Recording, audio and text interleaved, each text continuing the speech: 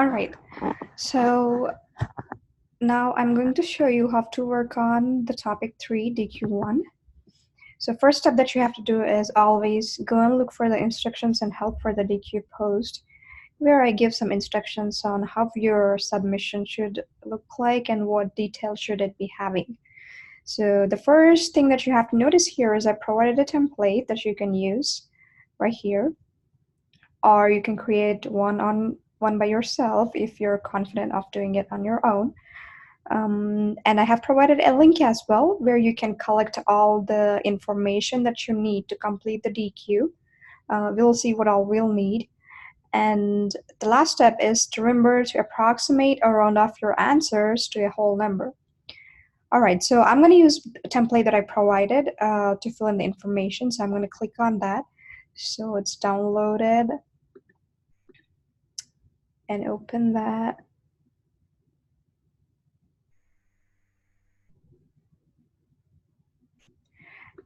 And then let's go back to this link here because we'll need that. So I'm going to choose a country. Let's say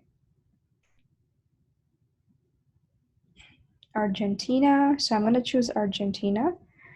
So let's go back to the Excel and then type the country name here. So that's Argentina.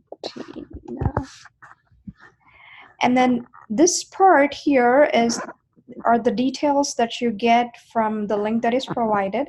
I have also provided the link here in the Excel in case if you forgot to look at the instructions and help for the DQ post or overlooked the link.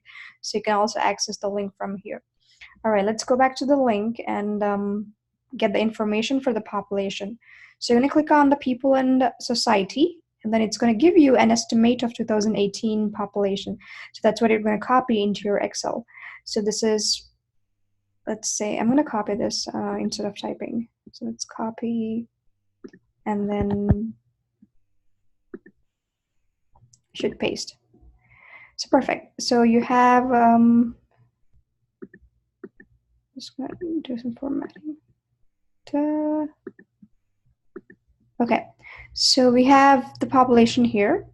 Now the number of participants required is up to yourself, so you can choose how many number of participants you want to choose, as long as it's between 5 and 10, like the instructions that I provided here.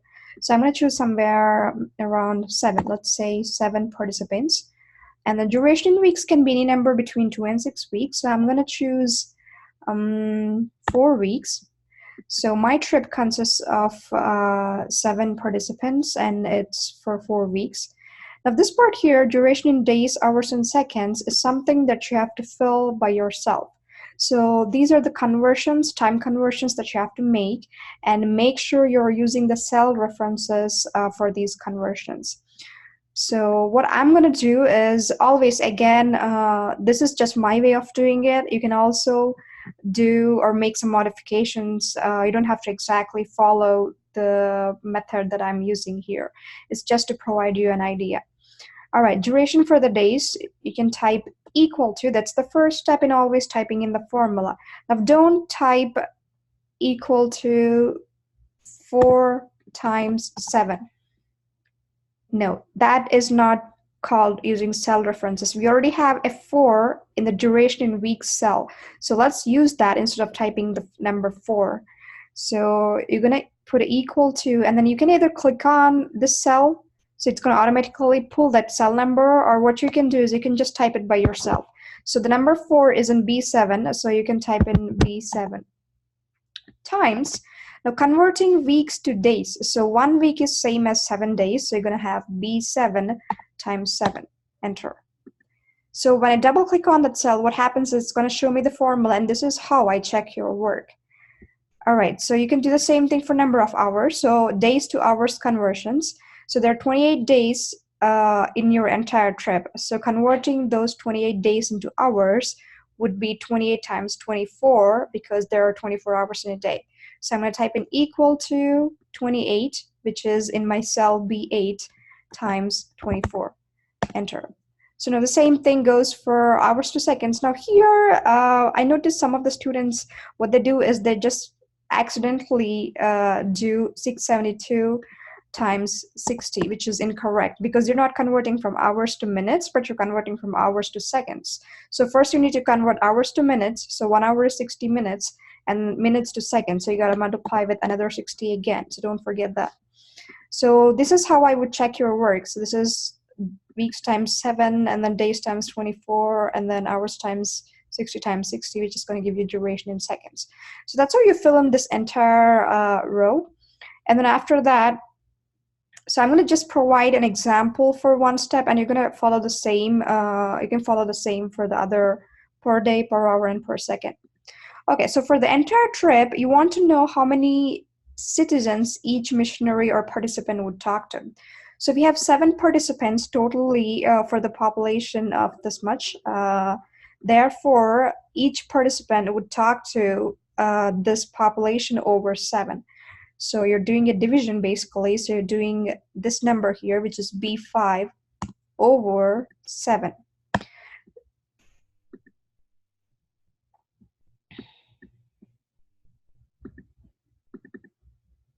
Okay, let's see what's going on here.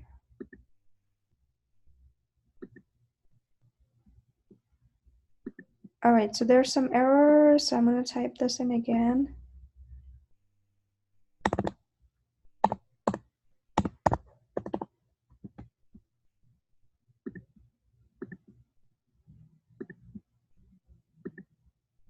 Oh, okay, there it showed up. All right, so it's B5 over B6. I'm going to do it one more time. So this is equal to this cell over this. And then make sure you don't forget to round off. So this, to round off, you need to click on the cell, and then there's this increase or decrease decimal. And since I asked you to round it off to nearest whole number, so you have to make sure that all the decimals are erased. So I'm gonna round it off to a whole number. There you go. So that is the answer that I need. Now for the per day, per hour, and per second, you have to follow the same type of division. So it's just simple division. Like for example, if you talk to 100 people for the entire trip, how many people would you cover for one day? You know, you just divide that number by the number of days, right? The same thing for per hour. Let's say you talk to 10 people a day, how many people would you talk per hour? So you just divide that number with 24. So you're going to follow the same kind of method for per day, per hour, and per second calculations. And don't forget to answer or discuss about your results. All right, I hope this makes sense to you, and then try it for yourself and upload the DQ.